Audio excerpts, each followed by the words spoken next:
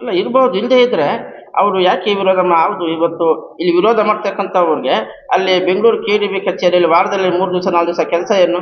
ಇವತ್ತು ತಮ್ಮ ಮಾಧ್ಯಮದವ್ರು ಎಲ್ಲರೂ ಇದ್ದಾರೆ. ಇವತ್ತು ಯಾರಾದರೂ ಒಬ್ಬ CC ಫುಟೇಜ್ ತಗೊಳ್ರಿ. ಇವತ್ತು ಇಲ್ಲಿ ಇದಿರಲ್ಲ ಇಬ್ಬರು ಒಂದ್ 2 ಸೇರಿ 3 ಸೇರಿ ಹೋಗಿರೋ ಬಿಟ್ರೆ ಹೋಗಿರೋ ಉದಾಹರಣೆಗಳೇ ಇಲ್ಲ.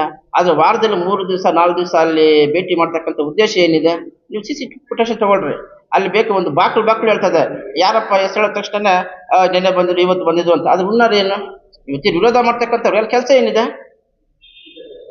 ಈಗ ಸುಮಾರು 45 ವರ್ಷಗಳಿಂದ ಇರೋಂಥ ಶಾಸಕರನ್ನ ಒಂದು ದೂಷಣೆ ಮಾಡ್ತಾರೆ. ಏನಂದ್ರೆ ನಮ್ಮ ತಾಲೂಕು ಯಾವುದೇ ಕೈಗಾರಿಕೆ ತಗೊಂಬಂದಿಲ್ಲ, ಒಂದು ಪಾಲಿಟೆಕ್ನಿಕ್ ಕಾಲೇಜ್ ತಗೊಂಬಂದಿಲ್ಲ, ರಸ್ತೆ ಅಭಿವೃದ್ಧಿ ಪಡಿದೆ.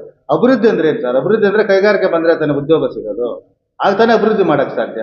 ಅದಕ್ಕೆ ವಿರೋಧ ಮಾಡ್ತಾ ಇದ್ದಾರೆ ಅಂತ ಅರ್ಥ ಆಗ್ತಾ ಇದೆ. ಈಗ ನಮ್ಮ ಶಿಲ್ಘಟ್ಟ ತಾಲೂಕಲ್ಲಿ 100 ರಿಂದ 200 ಜನ ಒಂದ್ ಕಡೆ ಕೆಲಸ ಮಾಡೋದು ಯಾವುದೇ ಇಲ್ಲ. ಈಗ ಬೇರೆ ಕಡೆ 2ನೇ ಹಂತ 3ನೇ ಹಂತಕ್ಕೆ ವಿರೋಧ ಮಾಡ್ತಾ ಇದ್ದಾರೆ, ಅದಕ್ಕೆ ನಾವು ಸ್ವಾಗತಿಸ್ತೀವಿ. ಆದ್ರೆ ನಮ್ಮ ಭಾಗದಲ್ಲಿ ಇದುವರೆಗೂ 1ನೇ ಹಂತ ಏನು ಮಾಡಿಲ್ಲಲ್ಲ. ಇವತ್ತು ನಾವೇ ಚುನಾವಣೆಗಳು ಬಂದಾಗ ಬಹಿಷ್ಕಾರ ಆಗ್ತೀವಿ ಅಂತ ಹೇಳ್ತಿದ್ವಿ. ಯಾಕಂದ್ರೆ ನೀವೇನು ಕೆಲಸಗಳು ಮಾಡಿಲ್ಲ, ನಮ್ 100 ಜನ ಕೆಲಸ ಮಾಡೋ ಒಂದು ಫ್ಯಾಕ್ಟ್ರಿ ಇಲ್ಲ, ಏನೂ ಇಲ್ಲ ಅಂತೇಳಿ. ಹಾಗಾಗಿ ನಮ್ಮ ಒತ್ತಾಯ ಅಷ್ಟೇ, ಇನ್ನೇನಿಲ್ಲ. ರೆಕಾರ್ಡ್ಸ್ ತೆಗೆದು ನೋಡಿ ಸರ್, ಬೇಕಾದ್ರೆ ಅದ್ರ ಮಾಹಿತಿ ತಿಳ್ಕೊಳ್ಳಿ. ಅತಿ ಹೆಚ್ಚಾಗಿ ಭೂಪರಿವರ್ತನೆಯಾಗಿ ರಿಯಲ್ ಎಸ್ಟೇಟ್ ಕುಳುಗಳು ಜಾಗ ಮಾಡಿರೋಂಥ ಭೂಮಿನೇ ಜಮಕೋಟೆ ಹೋಬಳಿಯಲ್ಲಿರೋ ಭೂಮಿ. ಈಗ ಇಲ್ಲಿ ನಮಗೆ ಅಂತಾರಾಷ್ಟ್ರೀಯ ವಿಮಾನ ನಿಲ್ದಾಣ ಹತ್ರದಲ್ಲಿ 17 ಕಿಲೋಮೀಟರ್ ದೂರ ಅತಿ ಹೆಚ್ಚಾಗಿ ರಿಯಲ್ ಎಸ್ಟೇಟ್ ಕುಳುಗಳು ಬರೋದಿಲ್ಲಿ.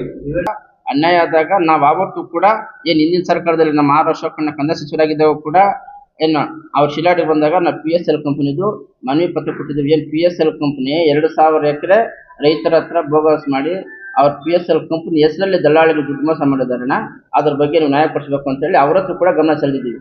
ಅದು ಬೇಕಾದ್ರೆ ನಮ್ಮ ಪತ್ರಿಕೆಗಳಲ್ಲೂ ಇದೆ, ಬೇಕಾದ್ರೆ ಮನವಿ ಪತ್ರ ಜೆರಾಕ್ಸ್ ಬೇಕಾದ್ರೆ ಕೊಡ್ತೀವಿ. ನಾವು ಅವತ್ತೇ ಹೋರಾಟ ಮಾಡಿದ್ವಿ. PSL ಕಂಪನಿ ಅದು PSL ಕಂಪನಿ ಯಾವುದು ಏನು ಅನ್ನೋದು ಯಾರಿಗೂ ಗೊತ್ತೇ ಇಲ್ಲ. ಅದ್ರ ಹೆಸರಲ್ಲಿ ಏನು 50,000, 1 ಲಕ್ಷ, 2 ಲಕ್ಷ, 3 ಲಕ್ಷ ಕೊಟ್ಟು ಇವತ್ತು PSL ಕಂಪನಿ ಬರ್ತಾ ಇದೆ. ಇವತ್ತು 525 ಎಕರೆ PSL ಕಂಪನಿ ಹೆಸರಿಗೆ ಹೊರಟೋಗಿದೆ. ಇವತ್ತು ಅವ್ರನ್ನ ಕೂಡ ರೆಡಿ ಅಂತೇಳಿ ಸರ್ಕಾರ KDB ಕೂಡ ಒಪ್ಪಿಗೆ ಕೊಟ್ಬಿಟ್ಟಿದ್ದಾರೆ. ಆದ್ರೆ ನಮ್ಮ ಒತ್ತಾಯ ಅದಕ್ಕೆ ಸರ್ಕಾರದಿಂದ ಒಬ್ಬ ವಕೀಲರನ್ನ ನೇಮಕ ಮಾಡಿ ಏನು ಇವತ್ತು ನ್ಯಾಯಾಲಯದಲ್ಲಿ ರೈತರ ಪರವಾಗಿ ಆ 525 ಎಕರೆ ಜಮೀನನ್ನ ಉಳಿಸ್ಕೊಟ್ಟು ಆ ಏನು ಭೂ ಪರಿಹಾರ ಬರುತ್ತೋ ಅದು ಮೂಲ ರೈತರಿಗೆ ಕೊಡಬೇಕು ಅಂತೇಳಿ ನಾವು ಒತ್ತಾಯವನ್ನು ಮಾಡ್ತಾ ಇದ್ದೀವಿ. ಬಹುಪಾಲು ಸಂಖ್ಯೆಯಲ್ಲಿ ಅಂದ್ರೆ 80% ಕೊಡ್ತೀವಿ ಅಂತೇಳಿ ಒಪ್ಪಿಗೆ ಸೂಚಿಸಿದ್ದಾರೆ.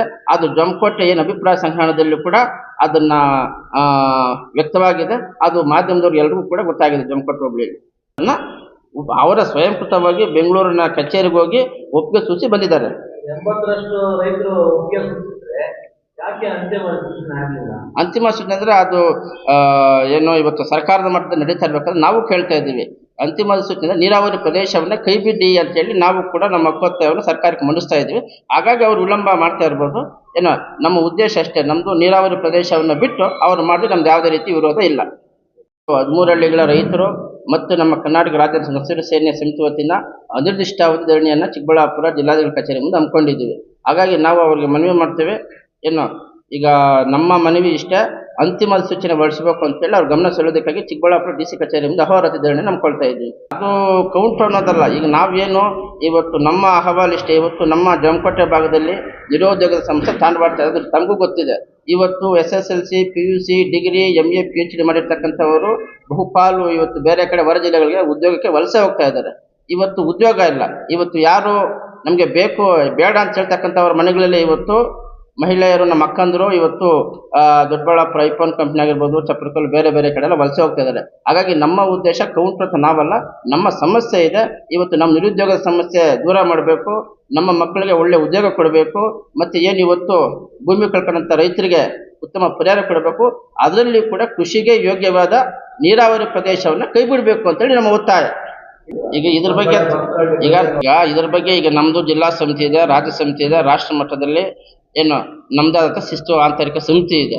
ಹಾಗಾಗಿ ನಮ್ಮ ಸಂಘಟನೆ ನಾವು ಹೇಳ್ಬೋದು ವಿನಃ ಬೇರೆ ಅವ್ರದ್ದು ನಾವು ಹೇಳೋಕ್ಕಾಗೋದಿಲ್ಲ. ಈಗ ಯಾಕಂದ್ರೆ ನಮ್ಮ ಅವರ ಹೋರಾಟಗಳಲ್ಲಿ, ಅವರ ಒಂದು ಪ್ರತಿಭಟನೆಗಳಲ್ಲಿ, ಅವರ ಒಂದು ಪತ್ರಿಕಾಗೋಷ್ಠಿಗಳಲ್ಲಿ ನೀವು ಅವ್ನು ಕೇಳ್ಬೋದು. ಈಗ ನಮ್ಮ ಸಮಿತಿಗಳು ಬೇರೆ ಬೇರೆ ಇರೋದ್ರಿಂದ ನಮ್ಮ ಸಮಿತಿಯ ಬಗ್ಗೆ ಮಾತ್ರ ನಾವು ಹೇಳ್ಬೋದು. ಇಲ್ಲಿ ರಾಜ್ಯ ಸಮಿತಿ ಇರೋ ಹೊತ್ತಿನಲ್ಲಿ ನಾವು ಏನು ಮಾಡೋಕ್ಕಾಗಲ್ಲ. ರಾಜ್ಯ ಸಮಿತಿ ಇದೆ. ರಾಷ್ಟ್ರ ಮಟ್ಟದಲ್ಲಿ ಇವತ್ತು ನಮ್ಮ ಪ್ರೊಫೆಸರ್ ಚುಕ್ಕಿನಂಜನ ಸ್ವಾಮಿ ಬಲಿಷ್ಠವಾಗಿದ್ದಾರೆ. ನಮ್ಮ ಪ್ರೊಫೆಸರ್ ರವಿಕುಮಾರ್ ವರ್ಮಾ ಸರ್ ಇದ್ದಾರೆ. ಹಾಗಾಗಿ ರಾಜ್ಯ ಸಮಿತಿ ತೀರ್ಮಾನ ತಗೊಳ್ಬೇಕು.